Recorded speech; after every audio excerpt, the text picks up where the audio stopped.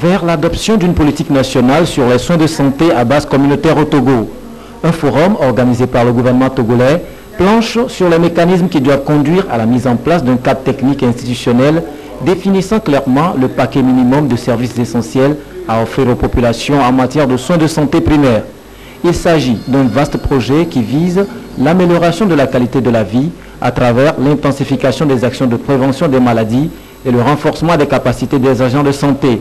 Dans cette démarche qui se veut innovante, le Togo n'est pas seul. Il bénéficie de l'assistance et de l'encadrement des partenaires du système des Nations Unies.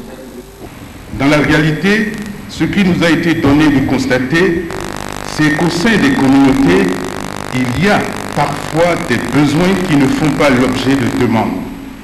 Il y a des services qui ne correspondent pas aux demandes ou bien qui ne satisfont pas à des besoins. Les plans villageois de développement ne sont pas une fin en soi, en effet, et tout dépend de la manière dont ils sont élaborés.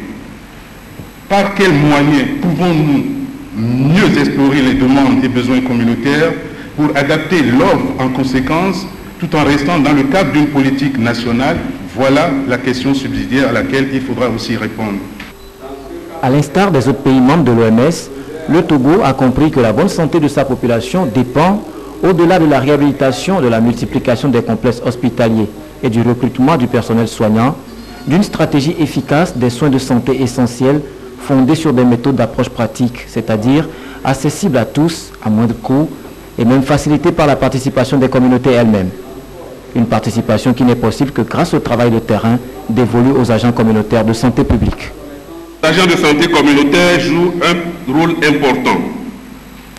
En effet, ces agents sont un trait d'union entre les agents de santé et la communauté. Ils sont mis à contribution dans le cadre de la mise en œuvre des activités, des programmes prioritaires de santé, notamment la lutte contre le VIH-Sida, la tuberculose, le paludisme, l'onchocercose, le ver de Guinée, la filariose lymphatique, etc. C'est le lieu de rendre un hommage mérité et appuyer aux agents de santé communautaire qui travaillent bénévolement, souvent dans des conditions difficiles. Les défis actuels par rapport à ces agents sont de parvenir à améliorer leur couverture géographique et à trouver un mécanisme de motivation pérenne, ceci dans un cadre formel. Les objectifs de ce forum cadrent bien avec les conventions auxquelles le Togo a adhéré, notamment la déclaration d'Alma-Ata sur les soins de santé primaire en 1978, le scénario de développement de Lusaka en 1985 et l'initiative de Bamako en 1987. Toutes les actions menées depuis lors visent l'atteinte des objectifs du millénaire pour le développement, a rappelé le Premier ministre Gilbert Fossou-Ngbo à l'ouverture de cet atelier. Les soins de santé primaire constituent une stratégie pour améliorer l'équité dans l'accessibilité et la disponibilité des services de santé. La tenue de ce forum est donc l'occasion idéale pour les décideurs et les acteurs traditionnels de la santé de se pencher et d'échanger sur les questions de fond en vue de déterminer les meilleurs services et soins à dispenser au niveau communautaire. Les populations, nos populations, manifestent de plus en plus d'impatience face à l'incapacité des services de santé à assurer une couverture nationale répondant à des demandes précises et aux nouveaux besoins.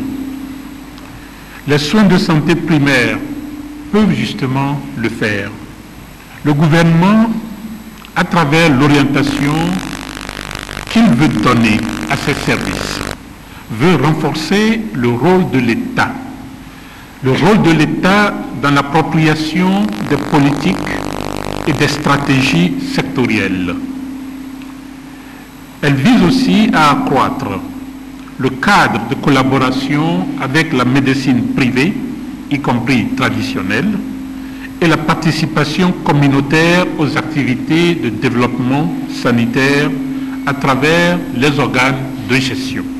Je compte donc sur vos qualités et reste persuadé que vos travaux vont permettre d'offrir dorénavant un ensemble de services et soins essentiels dans nos communautés de base.